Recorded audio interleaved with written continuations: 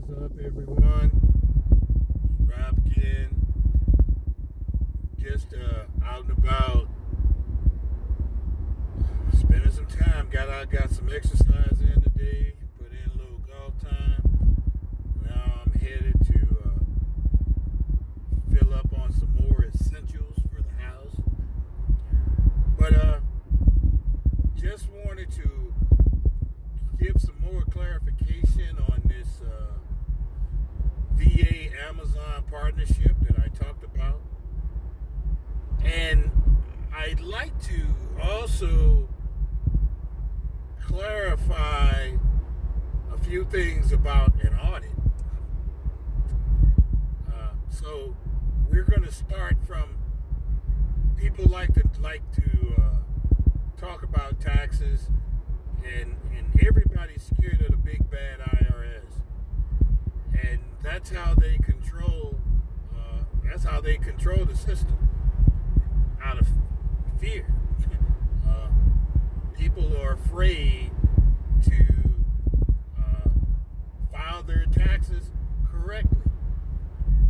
So let me talk real quick about what happens with the IRS and taxes. Okay, first of all, generally, when you file your taxes during quote unquote tax season,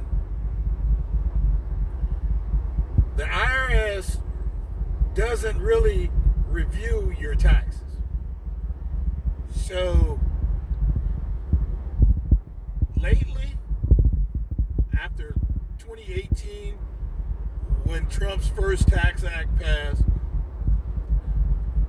the only review they do is verifying that if you're claiming a dependent, if it's a head of household or whatever, you're claiming a dependent, then they verify that nobody else is claiming a dependent and whatever.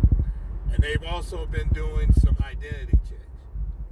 But other than that, if your return past that cut, Social Security's match, nobody's tried to claim the dependent and whatever, then whatever you put into your tax return, basically, they're going to pay. They're going to give you a refund, right?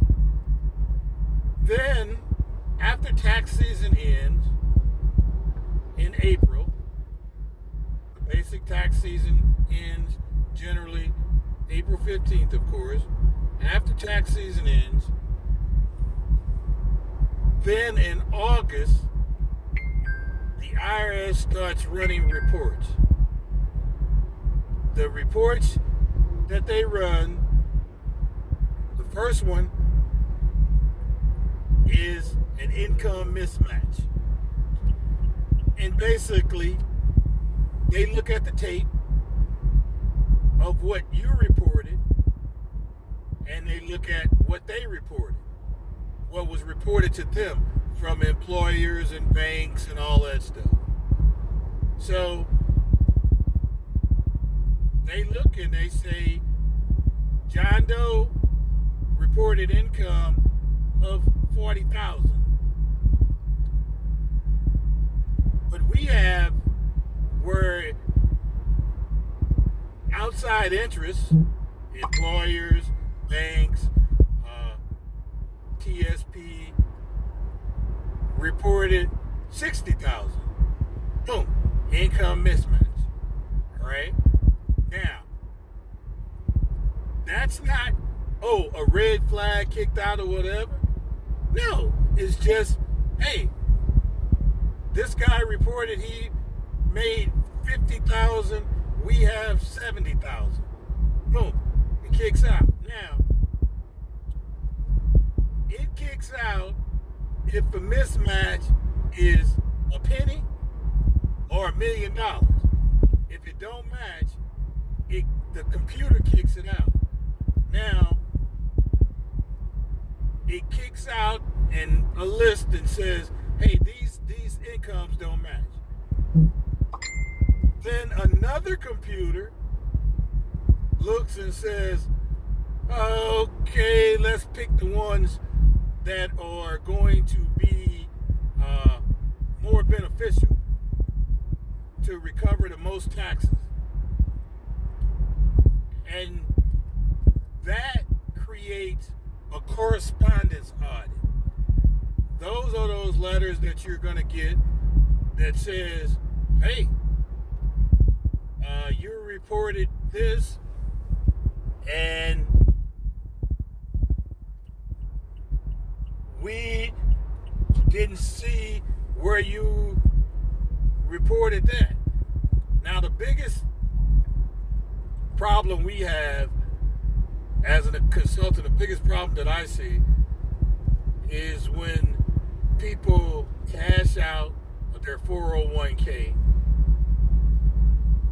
and, they go in and withdraw money out of their 401k because the refrigerator broke down or kids need to go get braces or whatever.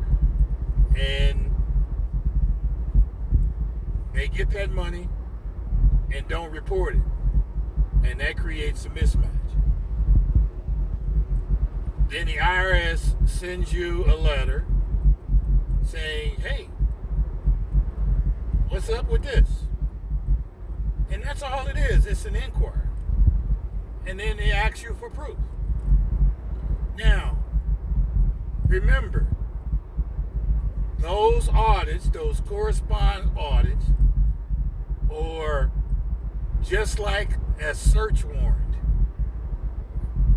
They only can look for what they identified as a mismatch. So,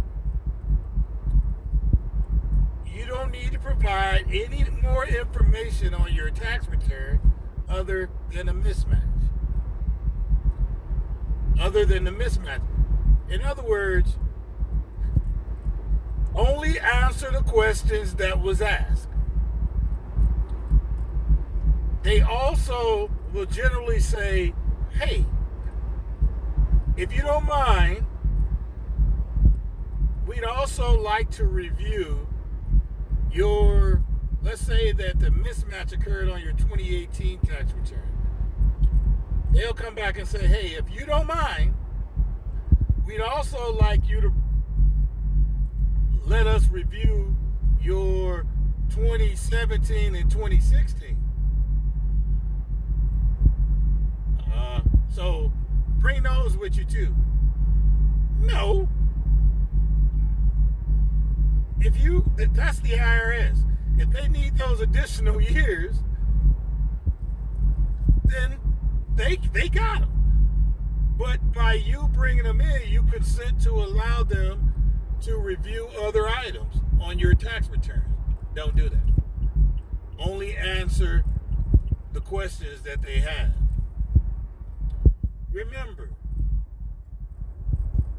there is no major fear of, oh, they're going to come and they're going to lock me up and whatever. No, because the best part is you're filing taxes. So there's no tax evasion. That's what you go to jail for. You're reporting taxes. Now we're at interpretation. Did you report things that you can claim or cannot claim? So please, my thing is, don't panic in an audit. Answer the questions as best you can. The biggest issue is you want to eliminate any fraud. And what we mean by fraud is, hey, bad Social Security numbers, using fake Social Security numbers, creating things that are not there. Like, I beg everybody to have a business. A business is the way around paying taxes now because of the way the tax code is written. Doesn't help to have dependents. It helps to have a business and write off the business expenses. Right? So don't be afraid of the audits, especially the correspondence audits. So just read the response. Always respond. Always respond. Please don't throw the letters away. Always respond as quick as possible, and you'll be fine.